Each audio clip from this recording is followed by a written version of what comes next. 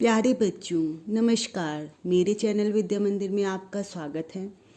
आजकल आप अपनी परीक्षा की तैयारियों में जोर शोर से लगे हुए होंगे क्योंकि परीक्षा आपकी बहुत ही करीब है। आपने मेरी पिछली वीडियोस देखी होंगी। आप अब दोबारा से उन्हें सबको देखकर याद करते रहिए क्योंकि मैंने उसमें काफ़ी कुछ काव्य खंड तथा आपका संस्कृत खंड डाला हुआ है। आप उनको अच्छी प्रकार से देखिए, उन्हें याद कीजिए, समझिए और परीक्षा के लिए तैयार हो जाइए। चलिए आज हम आपको हरिगीतिका छंद के बारे में बताते हैं। आपने मेरी पिछली वीडियोस में दोहा, चौपाई, रोला, सोठा तथा बरवई छंद के बारे में पढ़ा होगा और अच्छी प्रकार से समझकर आपने उन्हें परीक्षा के लिए तैयार भी कर लिया होगा। चलिए अब हम हरिगीतिका छंद प्रारंभ करते हैं और आप अच्छी प्रकार से उसको समझिए। परिभाषा देखिए, यह है सममात्रिक छंद है। सममात्रिक जिसमें चारों चरणों में समान मात्राएं होती हैं उसको सममात्रिक छंद कहते हैं। तो हरिगीतिका छंद सममात्रिक छंद है। इसमें 4 चरण होते हैं। इसके प्रत्येक चरण में 28 मात्राएं होती हैं। मतलब इसमें देखिए 4 चरणों में प्रत्येक चरण में 28 मात्राएं हैं। 16 और 12 मात्राओं पर यति होती है। यति हमने आपको पहले भी बताया था कि छंदों के विराम या रुकने के स्थान को यति कहते हैं। तो पहले ये 16 पर रुकता है, फिर 12 पर। प्रत्येक चरण के अंत में एक लघु और एक गुरु आना आवश्यक है। देखिए यहाँ पर 4 चरण हैं। चारों चरणों के अंत में एक लघु और एक गुरु। देखिए एक दीर्घ है, एक लघु है और एक दीर्घ है। इसी प्रकार से दूसरे चरण में भी देखिए लघु और गुरु, फिर तीसरे चरण में लघु और गुरु, चौथे चरण में भी लघु और गुरु। उदाहरण अच्छी प्रकार से समझिए।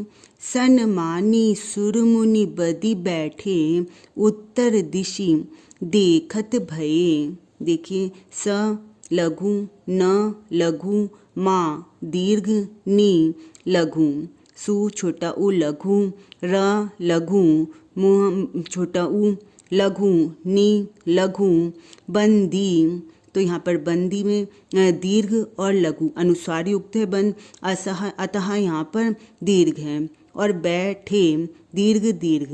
देखिए 1 2 3 4 5 6 7 8 9 10 11 12 13 14 15 16। आगे देखिए उत्तर दिशि देखत भये, लघु लघु लघु, दिशि लघु लघु, देखत दीर्घ ए में दीर्घ, ख लघु त लघु, भये लघु और दीर्घ। गिनिए 1 2 3 4 5 6 7 8 9 10 11 12। तो इस प्रकार से देखिए यहाँ पर पहले 16 मात्राएं और फिर उसके बाद यति और फिर 12 मात्राएं। तो 16 + 12 मिलकर कुल मिलाकर 28 मात्राएं हैं। प्रत्येक चरण में अंत में लघु और दीर्घ है। भय लघु दीर्घ, गए लघु दीर्घ, रहे लघु दीर्घ और कहे लघु और दीर्घ। और प्रत्येक चरण में ही 16 + 12 करके 28 मात्राएं हैं। अतः यहाँ पर हरिगीतिका छंद है।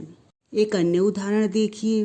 खग वृंद सोता है अतः कल, कल नहीं होता वहाँ, बस मंद मारुत का गमन ही, मौन है खोता जहाँ। देखिए खग लघु लघु, वृंद दीर्घ लघु, सोता दीर्घ दीर्घ, है ऐ दीर्घ, अतः लघु दीर्घ, कल लघु लघु। देखिए 1 2 3 4 5 6 7 8 9 10 11 12 13 14 15 16। तो यहाँ पर सबसे पहले 16 मात्राएं हैं। आगे देखिए कल नहीं होता वहाँ, लघु लघु, लघु ही बड़ी ई दीर्घ, होता दीर्घ ओ में दीर्घ है, ता बड़ा आ दीर्घ, वहाँ लघु दीर्घ। देखिए 1 2 3 4 5 6 7 8 9 10 11 12। तो इस प्रकार से 16 + 12 तो कुल मिला के 28 मात्राएं हैं। और देखिए प्रत्येक चरण के अंत में लघु और दीर्घ है। पहले चरण में देखिए वहाँ लघु दीर्घ, जहाँ लघु दीर्घ, कथा, लघु, दीर्घ और यथा, लघु और दीर्घ। अब चारों चरण, अब बाकी 3 जो चरण हैं उनकी आप स्वयं गिनिएगा। 16 + 12 मात्राएं, हर में 16 + 12 मात्राएं हैं, मिलाकर 28 मात्राएं हैं और प्रत्येक के अंत में लघु दीर्घ है। अतः यहाँ पर हरि गीति का छंद है। जब आप उदाहरण समझा देंगे तो उसका इस प्रकार से स्पष्टीकरण देंगे। इस पद्य के प्रत्येक चरण में 28 मात्राएं हैं तथा प्रत्येक चरण के अंत में एक लघु और गुरु, इस प्रकार से करेंगे, लघु गुरु है, अतः यह हरि गीति का छंद है।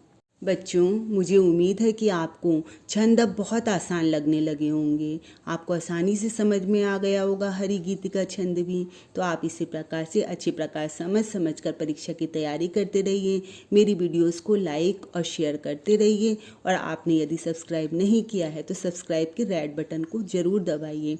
धन्यवाद।